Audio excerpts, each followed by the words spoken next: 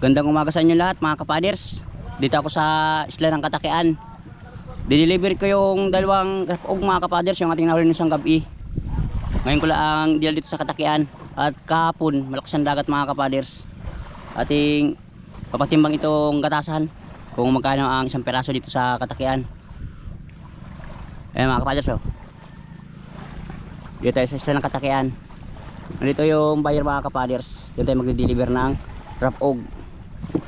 Awan kung ilang kilo yung mga kapaders. Siya nga pala mga kapaders, bibili ako diretsyo ng materialis ng bangka, plywood, epoxy, pako. At yung aking double maker, yung malaking bangka, pinakating ko, pinababaan ko lang yung tabli mga kapaders.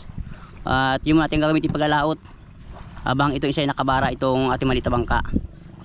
Tayo mga kasamahan niya ako at ating papatimbang yung rapog kung magkano man yung kikitain sa ating nahuling dalawang mag-asawang rapog.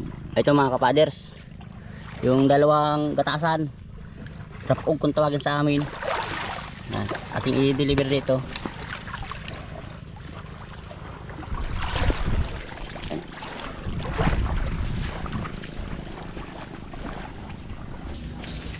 Ini 800. Okay? Oversize.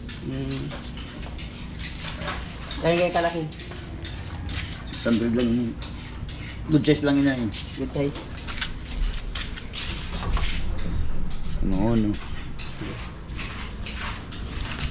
Ayan mga kapaders, mahal pala na ang dito rapog sa Katakian. Yung sa piraso mga kapaders ay oversize, 800 ang isang piraso. Tapos ang good size mga kapaders ay 600. Nagbili tayo ng 1,400 dun sa dalawang rapog mga kapaders. Tayo mabili ng plywood dito sa tindahan. Ating i-withdrawin dito sa mga kapaders sa tindahan nila. Ayun mga kapaders, oh. Siya yung kulang Katakian. I love Katakian mga kapaders. Maikot ako mga kapaders dito sa kay Puwet na hardware. Doon tayo nakabili ng epoxy, pako, saka plywood para sa mga kapaders. Ayan, oh.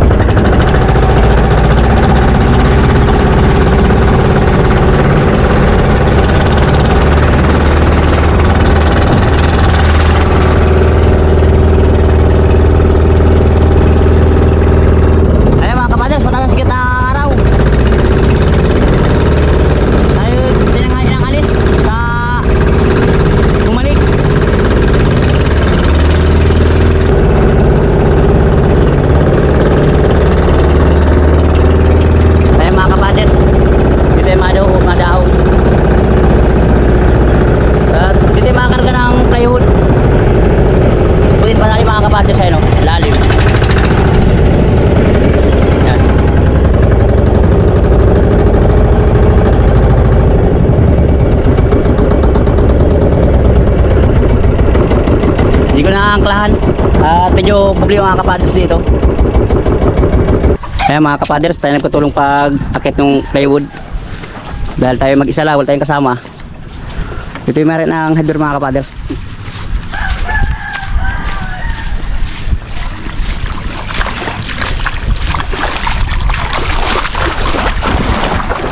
Malaw ka lang yan. Ha? Malaw ka lang yan. Bising ko yan. Kaya dyan na ito magilid. Hindi, okay lang, kahit balagbag lang. Kasi kumuna yung kuwan. Screw doon. Pwede dyan. Salamat. Ay mga kapaders, andun pa yung pako epoxy at pambabayaran.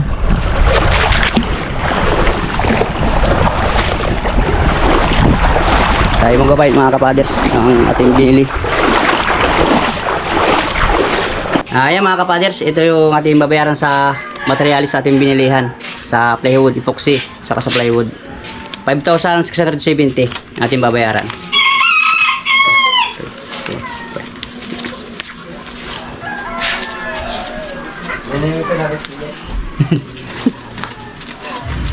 Ayan mga kapaders, mawin ako ng humalig.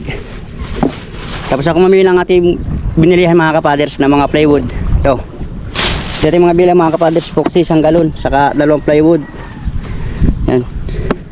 At uwi na ako mga kapaders. Dahil wala tayong lang relo, di ko alam kung anong oras na. Yan. Baka yan, estimate ko mga kapaders, mga alas 8 na ng patanghali na. Wala pa tayong magahan mga kapaders, uwi na rin tayo. Yan. At ating sikay mga kapaders, medyo maliit, kaya dahil malapit ang ating isla naman, ating pinuntahan. Tawid dagat mga kapaders lang, ito yung Katakyan. Yun ang aming isla mga kapaders. Medyo malapit lang, yun ay mga magit lang sa oras na biyahe punta rin sa Katakyan. Mga pabalik naman, mga isang oras kalahati, balik 3 oras, balikan mga kapaders. Ito na mga kapaders, yung ating bangka na pinaparepair. Dahil itong mataas mga kapaders, ito ating pinababaan lang. At pag sasampa mga kapaders, pag galing sa pagsisid, medyo nahirapan tayo mga kapaders. Kaya ito ay intasin mga kapaders, pinakamparakan na ito ay 18 mga kapaders. Pero yung kanyang haba ay 24.5 ang haba niya mga kapaders. Ayan o, haba yan. Si Kajigo yung kapanday mga kapaders, siya yung naglago ng ating bangka.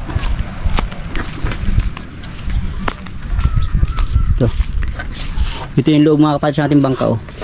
Yan.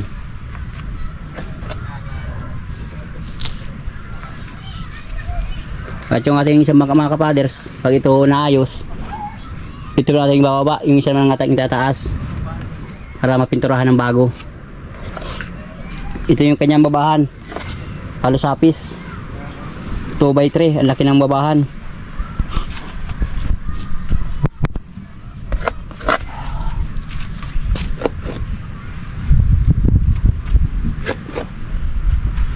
Ay, siya ito mga kapaders, yung ating double engine na Decrodo.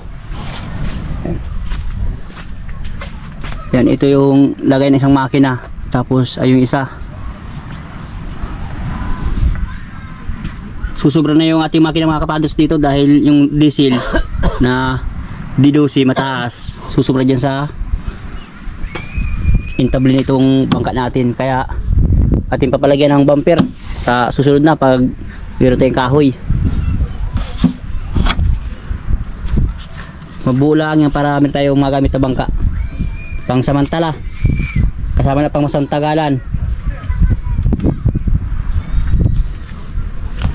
Yan, ito yun natin yung pinakang nakabitan ng bawahan. Dati siyang 24 ang taas.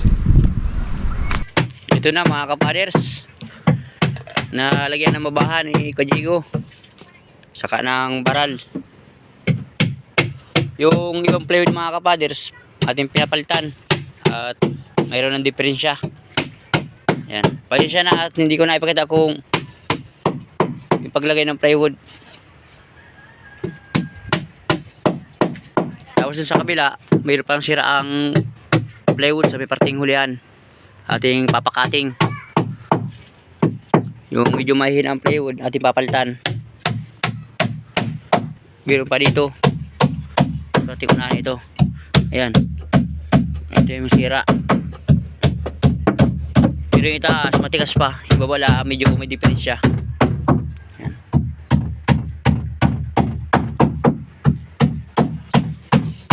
At ito pagkatapos punta ng plywood na yung medyo mahina, ating papagrinder at ang masilihan ng bago para mapinturahan din ng bago mga kapaders.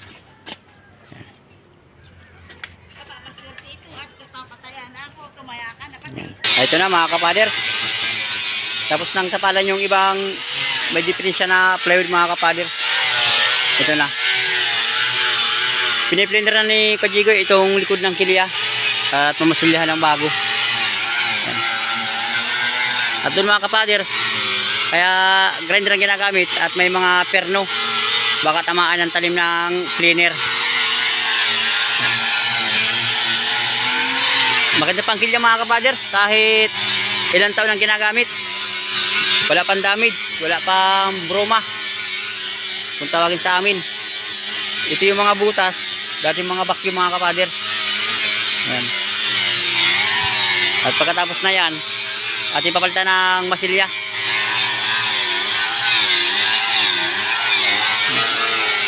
Ito yung mga medyo luma na plywood mga kapaders, ating pinapalitan ng bago.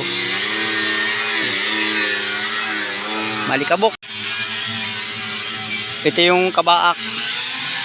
Ito yung medyo mahaba ating pelta plywood mga kapaders. Ito. Isang largo. At ito yung malaki ang damage nung plywood. Malambot na. Iba talaga pag may vacuum, madaling masira ang plywood. Yan. Doon sa ulihan. Dating may tapal na mga kapaders, pero matibay siya yung bagong palit na plywood. Kababang mga kapaders, update ko sa pagitim masilya na para makita nyo na yung kagandahan itong bangka pag na meron ng masilya. Ating pipinturahan. Tapos pagka pintura mga kapaders, tatawid ko ng ibang isla sa katakyan at ipapalagyan ng littering. Ayan na mga kapaders. Tapos ng grinder ni Kajigo ang intable saka ang likod nitong bangka. Naroon. Sinisimula na ang pagmasilya mga kapaders. Ating iupurong kulay asol ang kulay. Mapal tayo ng pintura ng bangka. Ito yung mga ibang bitak-bitak mga kapaders gawa ng init. Dahil ilang buwan ito nakabilad sa initan. At dito sa amin sobra ang init ng panahon. Ayan mga kapaders. Minamasila na ni Kajigo.